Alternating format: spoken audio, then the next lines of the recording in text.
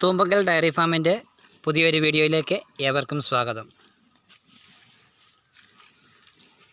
ഞാൻ ഓരോ വീഡിയോകളും ചെയ്യുന്നത് ഓരോ കമൻറ്റിൻ്റെ അടിസ്ഥാനത്തിലാണ്. എന്നോട് വീഡിയോ കാണുമ്പോഴേക്കും ഓരോ വ്യൂസും ചോദിക്കാറുണ്ട്, ഓരോ സംശയങ്ങൾ ചോദിക്കാറുണ്ട്.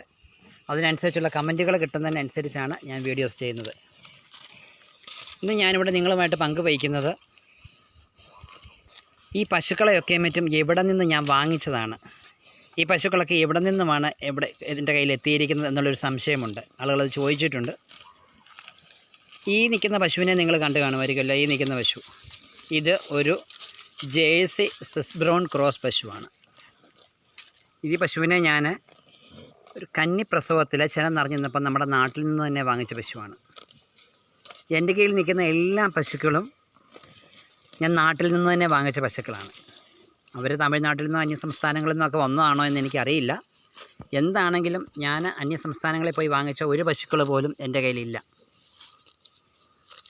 ഈ പശുവിന് ഒരു ദിവസം പ്രതിദിനം ഒരു നേരം 14 ലിറ്റർ പാൽ ഉൽപ്പാദന ശേഷിയുണ്ട്. 14 ലിറ്റർ പാലും വൈകിട്ട് 8 ലിറ്റർ പാലും, മൊത്തം 22 ലിറ്റർ പാല് ഒരു ദിവസം ഉൽപ്പാദിപ്പിക്കുന്നുണ്ട്.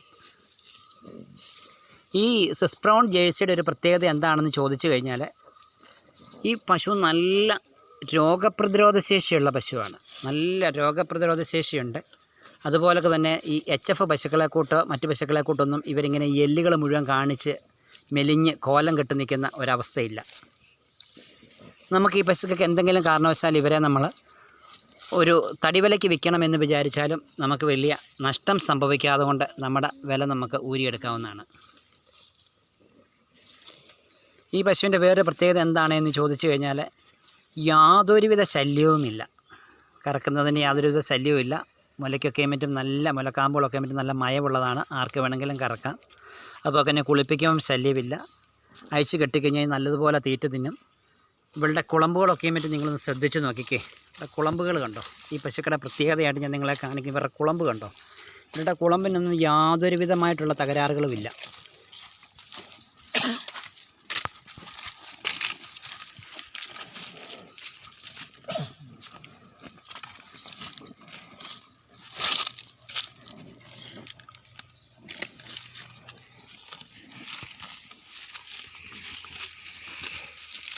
ഇതിനകത്ത് വേറൊരു രഹസ്യം കൂടിയുണ്ട്. പശുക്കളെ നമ്മൾ നിവൃത്തിയുള്ളിടത്തോളം ആഴ്ചയിൽ ഒരു ദിവസമെങ്കിലും പുറത്തിറക്കുക.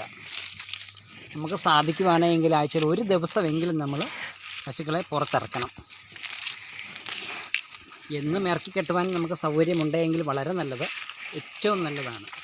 ഞാനിപ്പം പശുക്കളെ എങ്ങനെ ഇവിടെ തീറ്റ മെയിൻറ്റെയിൻ ചെയ്തതെന്ന് ചോദിച്ചു കഴിഞ്ഞാൽ, ഇവിടെ രാവിലെ കറവയും പരിപാലനങ്ങളും എല്ലാം കഴിഞ്ഞതിന് ശേഷം ഒരു 10:30 ആകുമ്പോഴേക്കും ഇവർ രാവിലെ കൊടുത്ത കാലിത്തീറ്റയും മറ്റൊക്കെ കഴിച്ച് റെസ്റ്റ് എടുത്ത് അവർ കൂട്ടിക്കിടന്ന് വീണ്ടയറി കഴിയുമ്പോൾ അവർക്ക് കുറച്ച് വെള്ളം കുടിക്കാൻ കൊടുത്ത്, ആവശ്യത്തിന് വെള്ളവും കുടിക്കാൻ കൊടുത്തിട്ട് അവരെ അഴിച്ചുകൊണ്ട് പറമ്പിലേക്ക് പോകും. പറമ്പിൽ കൊണ്ട് കെട്ടിക്കഴിയുമ്പോഴേക്കും അവർ പറമ്പിൽ നിന്ന് തന്നെ കുറച്ച് തീറ്റകളിങ്ങനെ തിന്ന് അവർ ഏകദേശം ഒരു 2:30 ആകുമ്പോഴേക്കും ഉച്ചക്കത്തെ കറവയ്ക്കായിട്ട് ഇവരെ അങ്ങ് തിരിച്ച് കൊണ്ടുപോകും.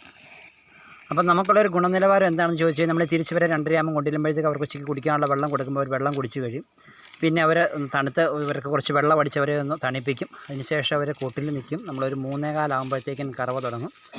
കറന്ന് കഴിയുമ്പോഴേക്കും അവർ കൂട്ടിക്കിടന്ന് വീണ്ടും നല്ലതുപോലൊക്കെ വീണ്ടയറി അവിടെ കിടന്ന് റെസ്റ്റ് എടുക്കുവാണ്. അത് കഴിഞ്ഞ് നമ്മളൊരു 4:30 ആകുമ്പോഴേക്കും അവർക്കുള്ള കാലിത്തീറ്റ, ഏകദേശം ഈ പശുവിന് ഇപ്പം ഞാനൊരു കാലിത്തീറ്റ ഒരു 4.5 കിലോ കാലിത്തീറ്റ ഒരു ദിവസം ഒരു നേരം കൊടുക്കാറുണ്ട്. ഒരു 5 കിലോ കാലിത്തീറ്റ കൊടുക്കാറുണ്ട്. ഇവർക്ക് കൊടുക്കുന്ന കാലിത്തീറ്റയുടെ ക്രമം ഇപ്രകാരമാണ്: ഒരു 1/2 കിലോ പരുത്തിപ്പിണ്ണാക്ക്, 2 kilo supreme, 1 kilo KS, 1.5 kilo ഗോതമ്പുമ്മി, അതായത് ഗോതമ്പ് തവിട്. അതുപോലെ തന്നെ നമുക്ക് ഈ കാലിത്തീറ്റയുടെ അളവ് കുറച്ചും കൂടെ കുറയ്ക്കാം. അതായത് ഈ കാലിത്തീറ്റയുടെ എന്ന് ഞാൻ പറഞ്ഞാൽ പല്ലറ്റിൻ്റെ അളവ് കുറച്ചും കൂടെ നമുക്ക് കുറയ്ക്കാം. ഈ കുറച്ച് അതിന് പകരം നമുക്ക് കുറച്ച് ധാന്യപ്പൊടികൾ കൊടുക്കാവുന്നതാണ്. ഞാൻ ഏകദേശം ഈ ലെവലിലാണ് ഇവർക്ക് കാലിത്തീറ്റ കൊടുക്കാറുള്ളത്. നമ്മളെപ്പോഴും ഒരു ദിവസത്തെ നമ്മുടെ ഒരു പശുവിൽ നിന്ന് കിട്ടുന്ന ഒരു ദിവസത്തെ മുഴുവൻ പാലിൻ്റെ അളവ് നോക്കി നമുക്കതിനകത്തുനിന്ന് എന്ത് ലാഭം കിട്ടും എന്നുള്ളത് കണക്ക് കൂട്ടി മാത്രമേ നമ്മൾ പശുക്കൾക്ക് കാലിത്തീറ്റ കൊടുക്കാവുള്ളൂ. വെറുതെ നമ്മൾ കുറേ കാലിത്തീറ്റ വാരി കൊടുക്കുന്നതിനകത്ത് യാതൊരു അർത്ഥവുമില്ല. നമ്മളിങ്ങനെ മെയിൻറ്റെയിൻ ചെയ്ത് കഴിയുമ്പോഴേക്കും ഉച്ചക്കത്തെ ഇവരൊക്കെ 4:30 ആകുമ്പോഴേക്കും അവരുടെ ഈ തീറ്റ കൊടുത്തതിന് ശേഷം ഒരു 5:30 ആകുമ്പോഴേക്കും ഇവർക്കൊരു 5:30 6 മണി ആകുമ്പോഴേക്കും വൈകിട്ടത്തെ തീറ്റ ഒരു 5:30 കഴിയുമ്പോഴേക്കും ഓരോ വാര് പുല്ലോ വൈക്കോലോ എന്താണെങ്കിലും ഇട്ട് കൊടുക്കും. അവർക്ക് അതും കൂടെ തിന്ന് കഴിഞ്ഞ് കഴിഞ്ഞാൽ അവർക്ക് പൂർണ്ണ റെസ്റ്റായി. പിന്നീട് അവർക്ക് തീറ്റയൊന്നും വേണ്ട. ഇത്രയേ ഉള്ളൂ പശുപരിപാലനം ഇവിടെ നടക്കുന്നത്. നമ്മളെപ്പോഴും വളരെ ശ്രദ്ധിക്കുക.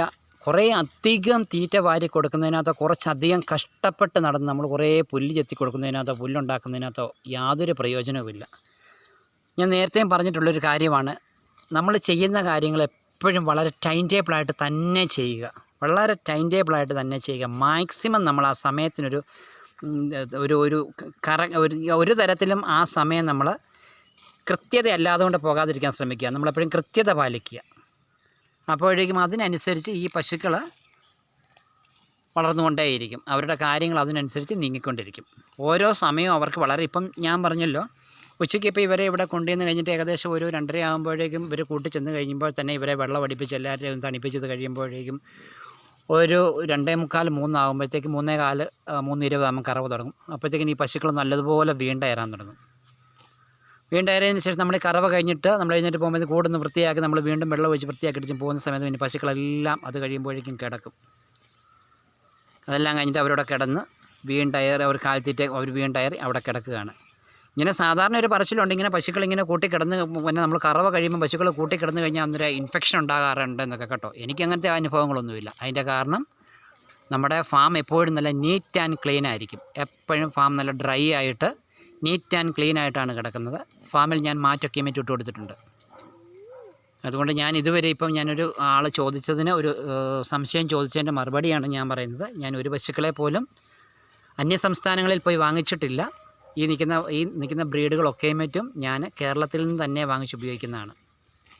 നമ്മളൊരു കാര്യം കൂടെ ശ്രദ്ധിക്കുക.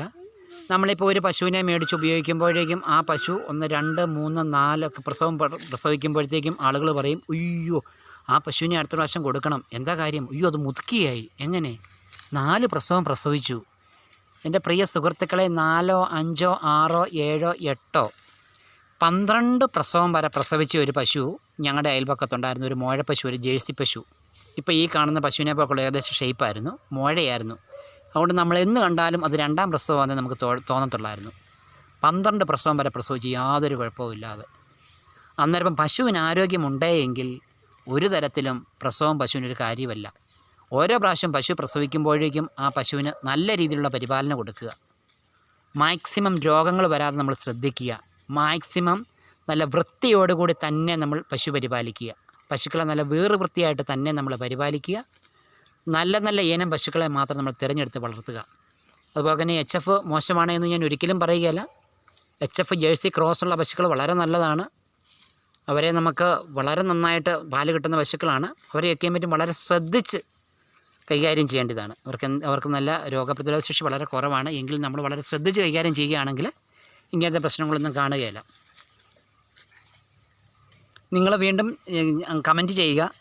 ഞാൻ എന്ത് വിഷയത്തെപ്പറ്റിയാണ് നിങ്ങളുമായിട്ട് ചർച്ച ചെയ്യേണ്ടത് എന്ന് നിങ്ങൾ കമൻറ്റ് ചെയ്യുക. നിങ്ങളുടെ ആ കമൻറ്റ് അനുസരിച്ചായിരിക്കും ഞാൻ ഓരോ ദിവസവും വീഡിയോസ് ചെയ്യുന്നത്. ഇനി ഞാനൊരു കാര്യം തീരുമാനിച്ചിട്ടുണ്ട്. എൻ്റെ വീഡിയോസ് എന്നും നിങ്ങൾ ശ്രദ്ധിക്കുക. നിങ്ങൾക്ക് വൈകിട്ടൊരു 7 മണി സമയത്ത് എൻ്റെ വീഡിയോസ് കാണാൻ സാധിക്കുന്നതായിരിക്കും. ഞാനൊരു 5 മണിക്ക് വീഡിയോ ഷെയർ ചെയ്യാം, വീഡിയോ ഞാൻ അപ്ലോഡ് ചെയ്യുന്നതായിരിക്കും. അപ്പോൾ നിങ്ങൾക്ക് ഏകദേശം ഒരു 7 മണിയോടുകൂടി എല്ലാ ദിവസവും നിങ്ങളൊരു 7 മണിക്ക് എൻ്റെ വീഡിയോസ് കിട്ടുന്നതായിരിക്കും. അപ്പോൾ നിങ്ങൾ മാക്സിമം വീഡിയോസ് കാണുക, സബ്സ്ക്രൈബ് ചെയ്യുക, വീഡിയോസ് മുഴുവനായും കാണുക കേട്ടോ. വൈകിട്ടൊക്കെ ആകുമ്പോൾ നമുക്ക് സമയം കിട്ടുമ്പോഴേക്കും വീഡിയോസ് മുഴുവനായും കാണുക. നമ്മൾ വീഡിയോസ് മുഴുവനായും കണ്ടാൽ മാത്രമേ നമുക്ക് എൻ്റെ കാര്യങ്ങൾ ഗ്രഹിക്കാൻ പറ്റുകയുള്ളൂ. വീഡിയോസ് കണ്ടതിന് ശേഷം നിങ്ങൾ പുതിയതായിട്ട് കാണുന്നവരാണെങ്കിൽ നിങ്ങൾ സബ്സ്ക്രൈബ് ചെയ്യുക. തൊട്ടപ്പുറത്ത് കാണുന്ന ബെല്ലെന്നൊരു ഓപ്ഷനിൽ പ്രസ് ചെയ്യുക. ഇപ്പുറേ കാണുന്ന ഓൾ എന്നൊരു ഓപ്ഷനിൽ കൂടെ ക്ലിക്ക് ചെയ്യുക. അപ്പോഴേക്കും ഇതിൻ്റെ എല്ലാവിധമായിട്ടുള്ള നോട്ടിഫിക്കേഷൻ നിങ്ങൾക്ക് കിട്ടുന്നതായിരിക്കും. എല്ലാ വീഡിയോസും എൻ്റെ കാണാൻ പറ്റും. അപ്പോൾ തന്നെ നിങ്ങൾ മാക്സിമം ഷെയർ ചെയ്യുക, ലൈക്ക് ചെയ്യുക, കമൻറ്റ് ചെയ്യുക. നിങ്ങളുടെ കമൻറ്റിനനുസരിച്ചായിരിക്കും ഇനി ഞാൻ ഓരോ വീഡിയോസും ചെയ്യുന്നത്. വീണ്ടും നല്ലൊരു വീഡിയോയുമായിട്ട് കാണുന്നിടം വരേക്കും ടാറ്റ, ബൈ ബൈ.